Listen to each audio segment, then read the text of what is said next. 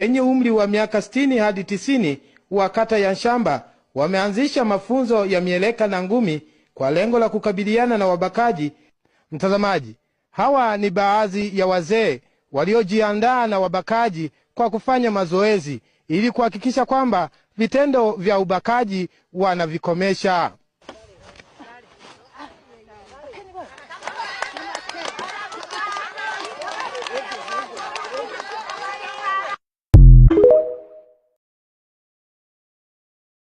Wenye umri wa miaka 60 hadi 90 wa kata ya Nshamba wameanzisha mafunzo ya mieleka na ngumi kwa lengo la kukabiliana na wabakaji.